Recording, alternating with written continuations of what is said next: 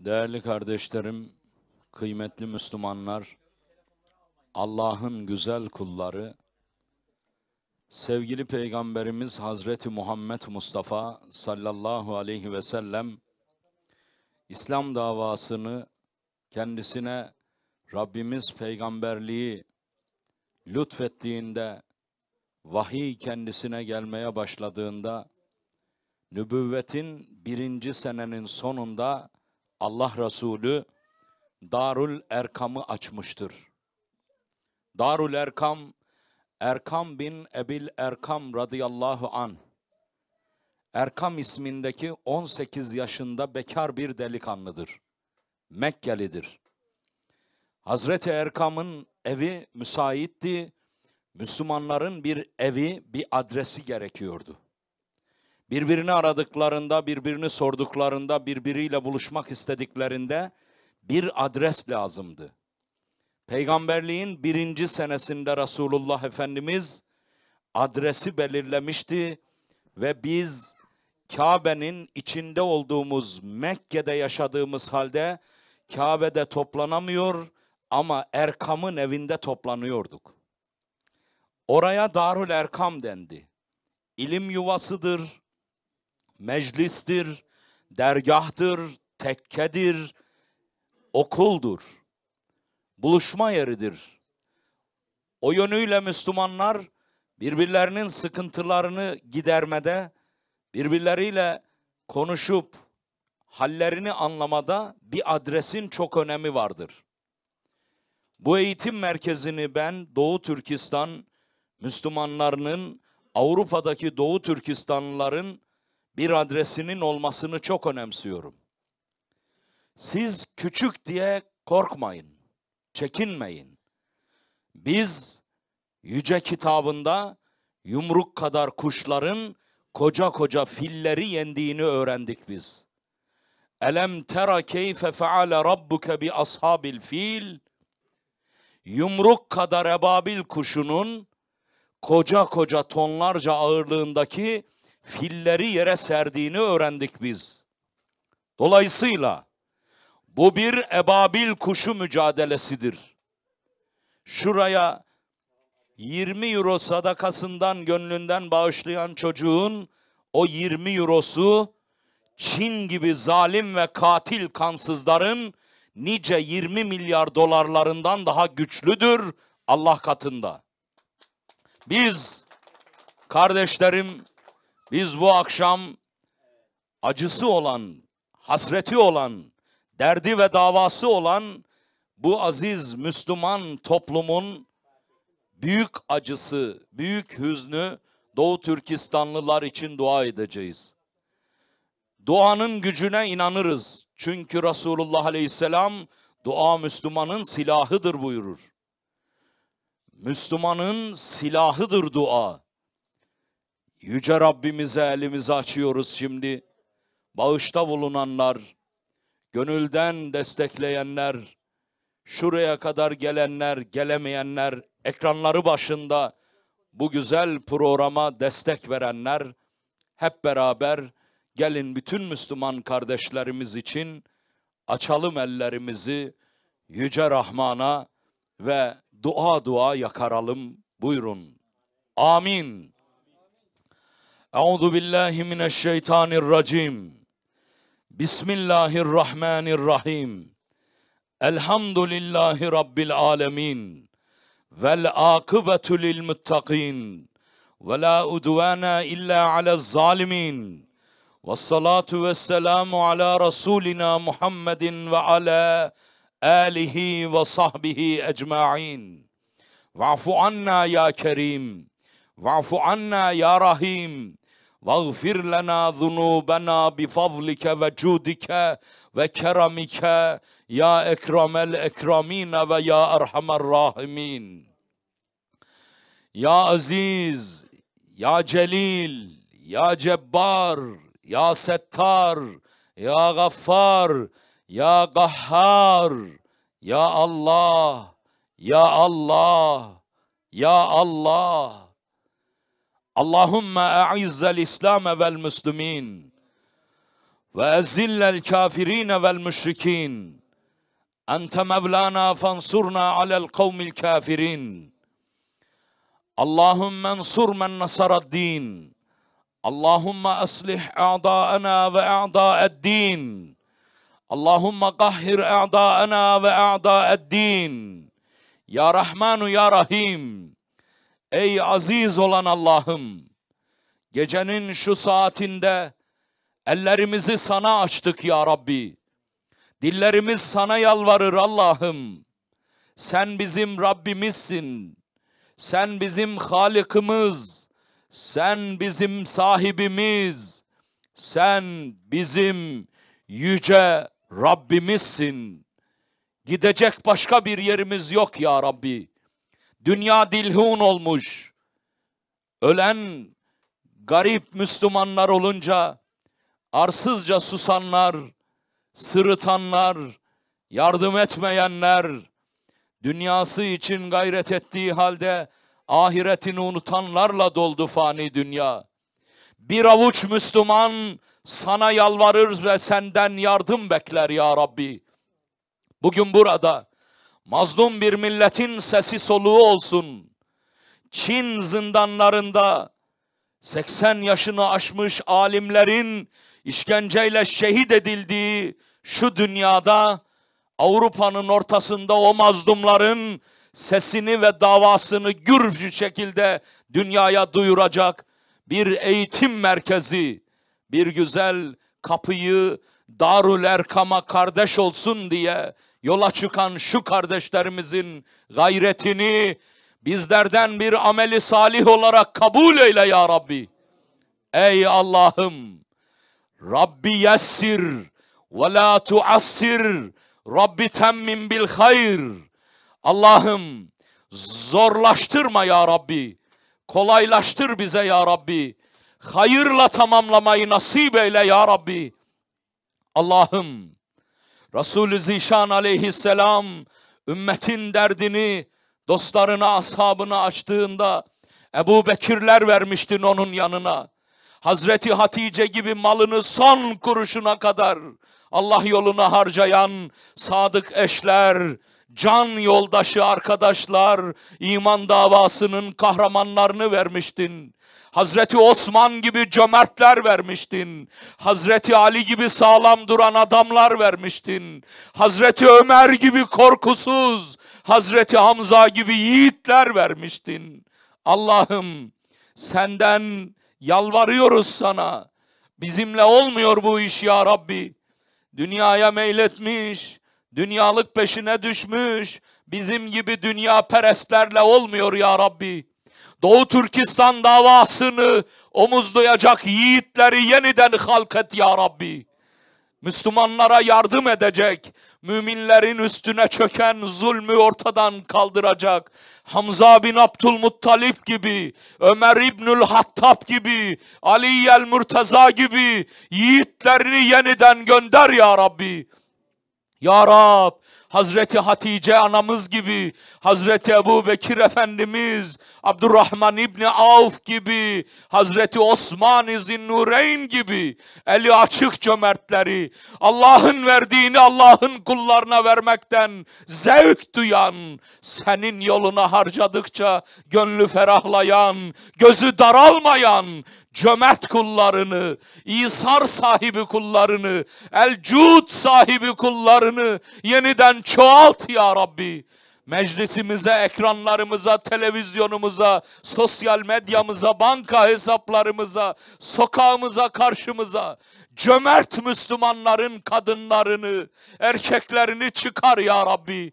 Ey Allah'ım, ya Rabbel Alemin ve ya Erhamer Rahimin, mazlumun sesidir Cenab-ı Hakk'ın gayretullahına dokunan Efendimiz'den biz böyle öğrendik.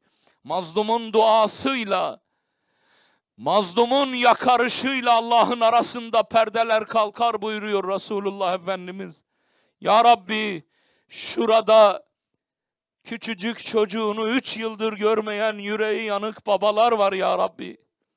Babasını 7 yıldır göremeyen yüreği yanmış küçük kız çocukları var ya Rabbi.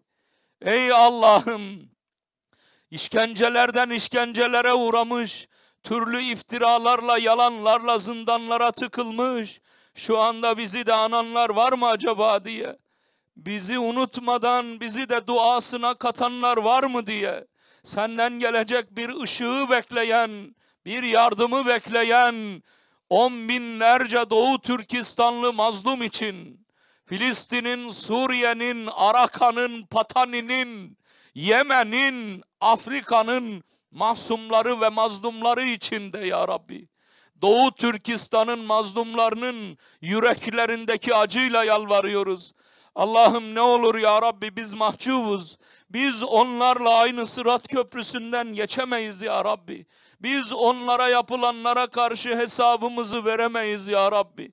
Onlara yardım edecek, onlara destek olacak, mallarıyla yardım edecek kullarını sen ihsan et ya Rabbi.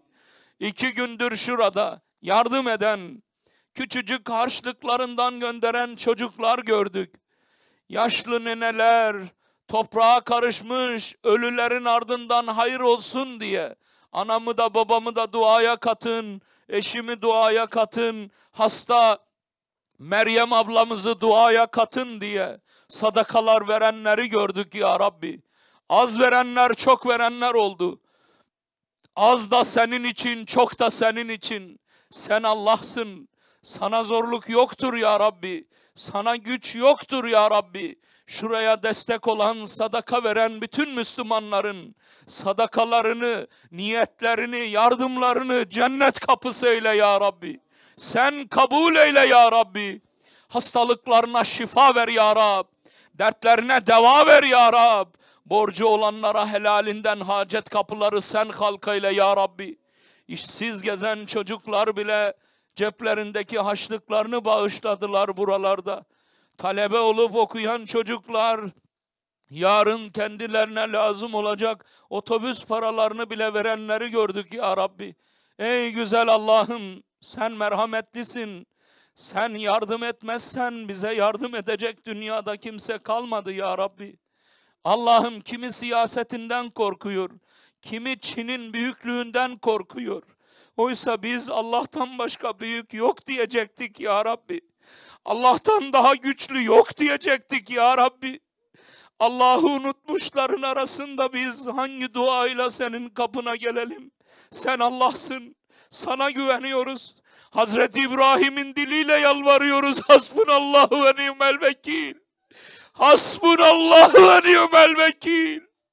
Hasbunallahu ve ni'mel vekil. Peygamber Efendimiz Taif'ten dönünce Mekke'ye alınmamıştı ya Rabbi.